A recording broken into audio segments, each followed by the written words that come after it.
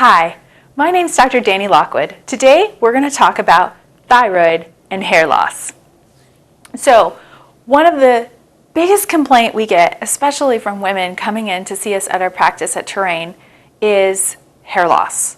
And there's lots of reasons why, but one of the main reasons why is your thyroid's probably not working right. So let's get into it. I'd like to start with explaining what the hair actually does. I have to apologize.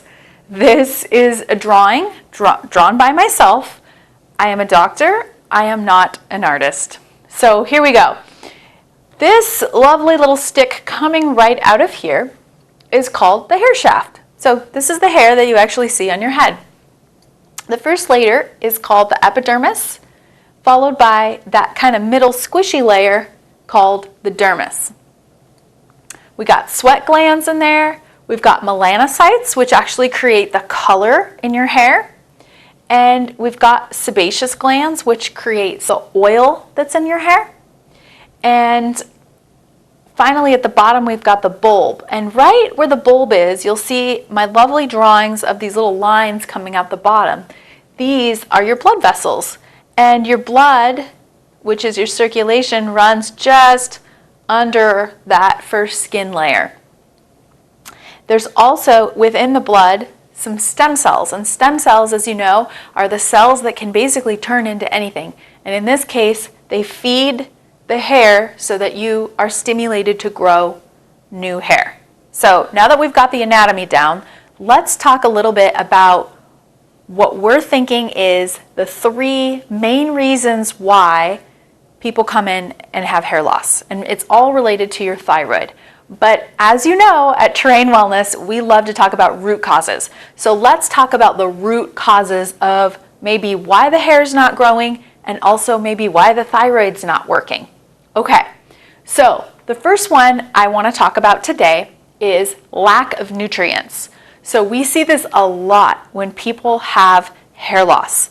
And it's lack of very specific nutrients usually, although there could be more on this list. B vitamins is huge because we usually see people with thyroid disorders having issues with long-term stress. What do you need to do to digest? You need to go back into parasympathetic system, rest and digest, not sympathetic system, fight or flight, to actually digest your food. Why is that? It will give the signal to the body, such as hydrochloric acid. I know, you need acid to break down all those B vitamins, zinc, biotin, and iron that come through the system. So a lot of people who have issues with their thyroid also have issues with stress and they're not digesting their food. So that's a huge thing. So when we don't digest our food, we get lack of actual absorption of those nutrients.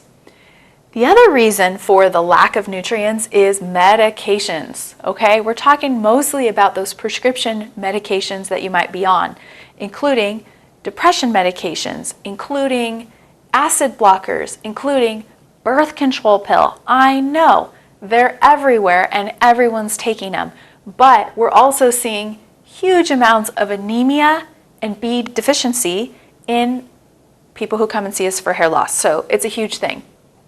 The next thing we're going to talk about is inflammation. So this is a word thrown around all the time, but what does it have to do with this case? So as you know, with thyroid, we usually have something going on with the immune system, especially when we're talking about Hashimoto's or Graves' disease. Then definitely the immune system is involved. But in my practice, I see the immune system involved every time. It's actually an immune issue.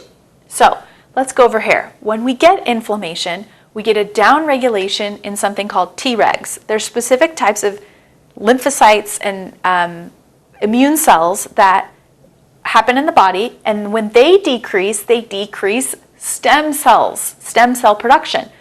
Let's go back over here real quick.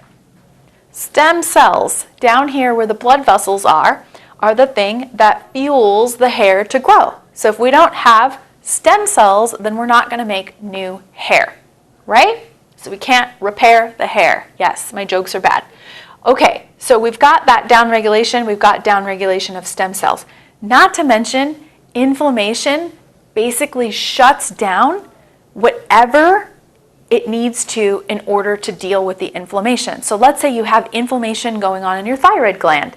It's like, I don't need hair, so I'm going to work on the thyroid gland a little bit. Or my stomach's upset, I'm going to go work on my stomach. And it starts to shut down circulation and flow to the scalp to grow more hair. So inflammation is huge. So let's go to our third one, infection, okay? This one's really complicated because we think of infection as like the flu virus or the common cold or things like that. But in reality, the infection could be a stealth pathogen such as Epstein-Barr virus or cytomegalovirus. These ones might be, if you've ever been exposed to mononucleosis as a teen or preteen, where your glands swelled up and you wanted to be in bed for weeks on end, that is the same virus. This will come out of dormancy in people who have inflammation, lack of nutrients, and high stress levels. Another infection site might be gut imbalance. It might not just be a parasite that's growing in there or a infection because you ate some bad cheeseburger. It could just be an overgrowth of stuff that's not supposed to be there, especially if we've had multiple rounds of antibiotics. We'll see a ton of gut imbalance there. And on a low level, our immune system causes inflammation and has to go fight that low-level infection all the time. So therefore, nothing is available. So what does that cause? That causes lack of nutrient absorption and increase in nutrient demand because the body is wanting to heal from the infection.